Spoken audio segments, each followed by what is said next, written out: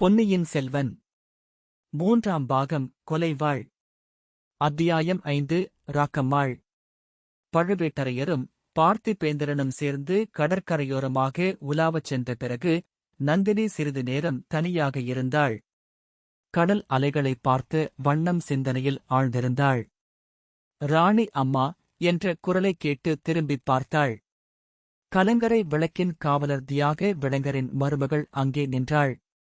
நீ யார் என்று நந்தினி கேட்டாள். என் பெயர் ராக்கம்மாள்.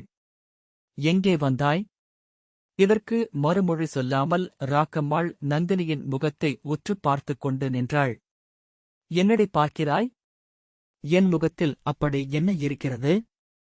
ராக்கம்மாள் திடுக்கிட்டு, மன்னிக்க வேண்டும் அம்மா, தங்களை பார்த்ததும் இன்னொரு முகம் எனக்கு ஞாபகம் வந்தது. ஆனால் அப்படி ஒரு நாளும் இருக்க முடியாது என்றாள். என்னடி உளறுகிறாய்? எது எப்படி இருக்க முடியாது? அந்த ஊமை வெறியலுக்கும் தங்களுக்கும் யாதொரு சம்பந்தமும் இருக்க முடியாது. அவள் யார் ஊமை? ஈழத்தில் ஒருத்தி இருக்கிறாள். என் மாமனாருக்கு பெரியப்பன் மகள். சில சமயம் இங்கேயும் வருவாள். அவளுக்கும் எனக்கும் என்ன?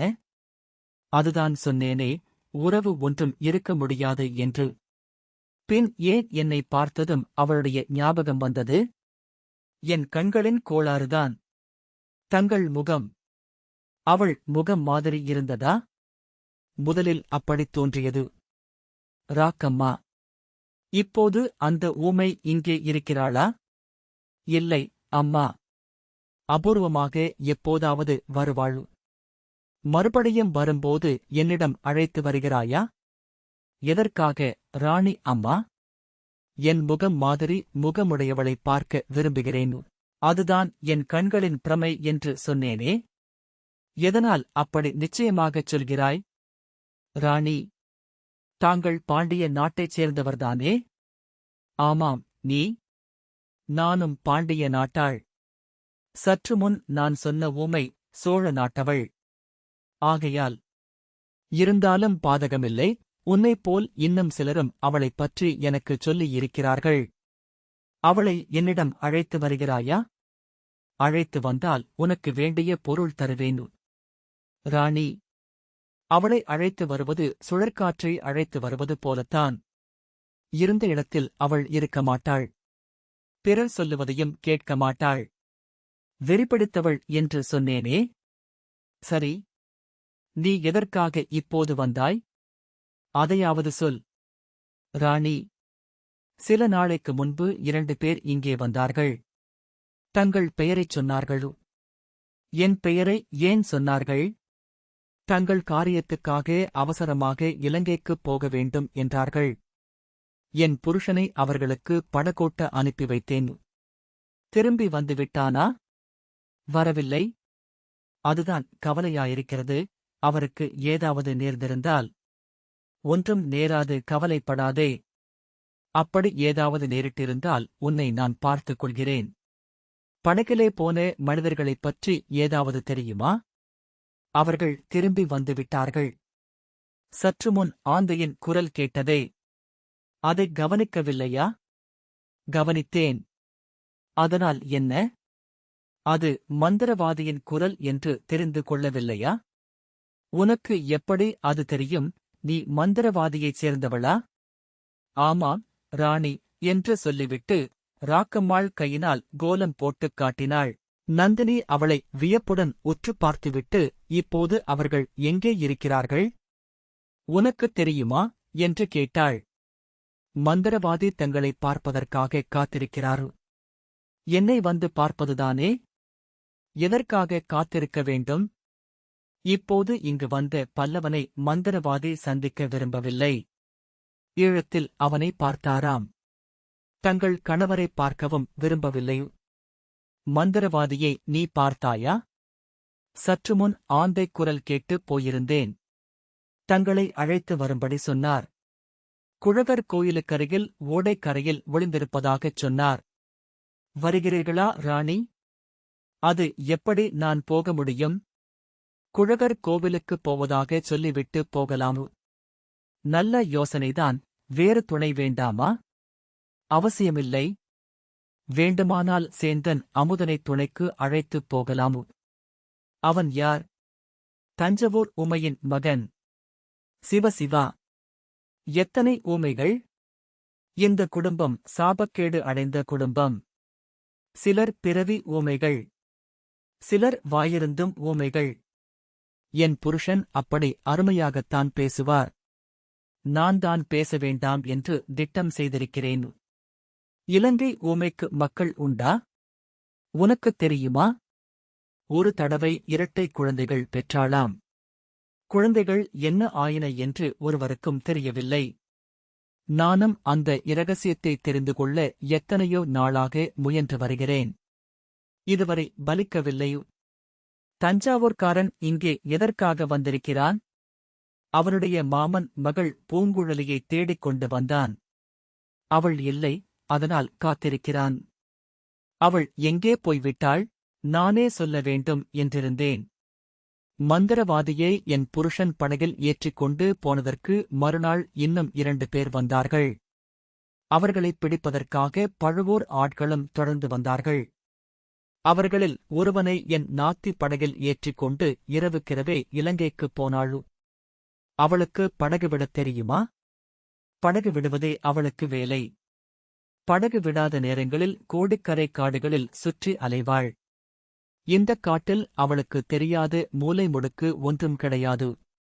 அவள் இன்னும் திரும்பி வரவில்லை என்றால் அதைக் கொண்டு நீ என்ன ஊகிக்கிறாய்?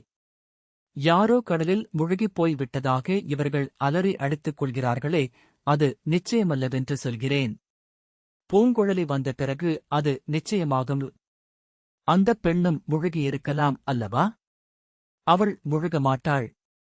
கடல் அவளுக்குத் தொட்டில். மேலும் மேலும் என்ன?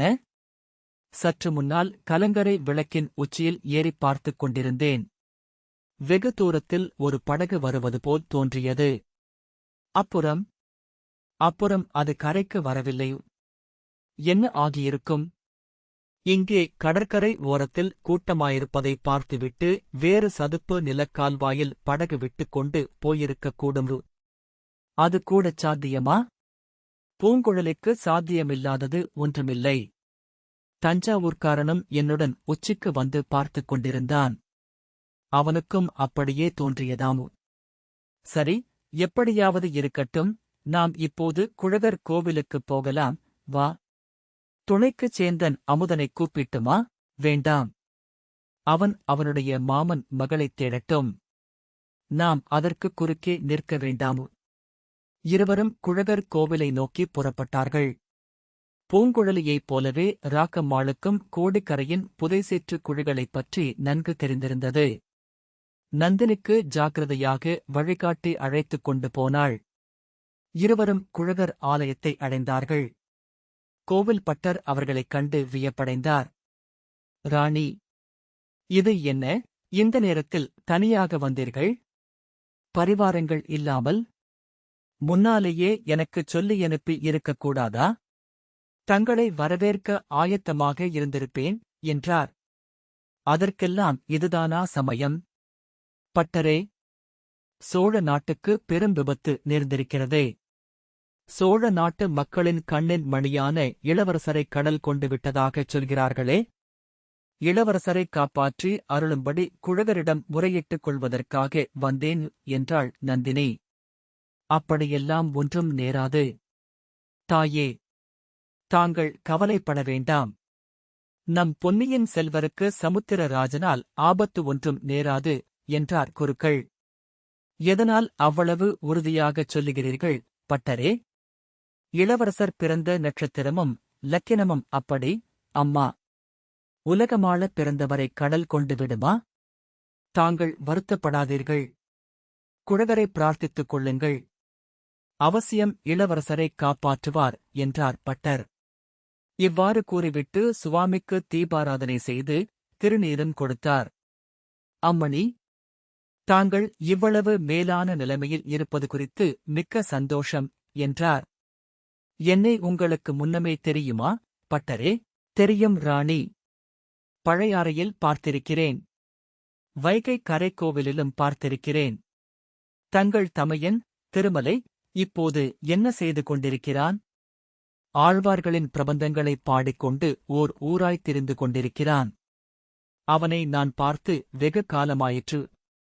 அவனுக்குக் கூட அதைப் பற்றிக் குறைதான், அம்மா. தாங்கள் பழுவூர் ராணியான பிறகு அவனை பார்க்கவே இல்லை என்று வருத்தப்பட்டான்.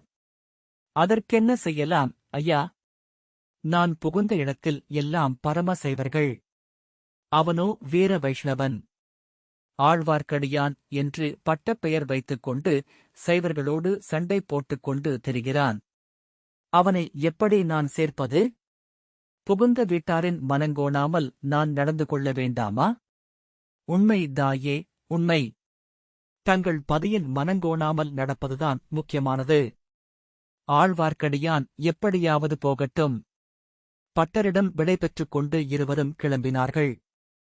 தனியாகப் போகிறீர்களே? சற்றுப் பொறுத்தால் நானும் வந்துவிடுவேன். வேண்டாம் ஐயா. எங்களுக்காக அவசரப்பட வேண்டாம். இந்தப் பெண்ணுக்கு இந்தப் பக்கமெல்லாம் நன்றாய்த் தெரிகிறது. அதோடு இன்றைக்குத்தான் கோடிக்கரை முழுதும் அமளது வெளிப்படுகிறதே. பயம் ஒன்றுமில்லை. நாங்கள் போகிறோம் என்றாள் நந்தினி. இரு பெண்களும் ஆலயத்துக்கு வெளியில் வந்தார்கள். பட்டர் கண் பார்வையிலிருந்து மறைந்ததும் ராக்கம்மாள் நந்தியின் கையை பிடித்து ஆலயத்துக்கு பின்புறமாக அழைத்துச் சென்றாள். சிறிது நேரத்துக்கெல்லாம் தாழை புதர்கள் செறிந்த ஓடைக்கரையை அடைந்தார்கள். நட்சத்திர ஒளியின் உதவியைக் கொண்டு ஓடைக்கரையோடு நடந்தார்கள்.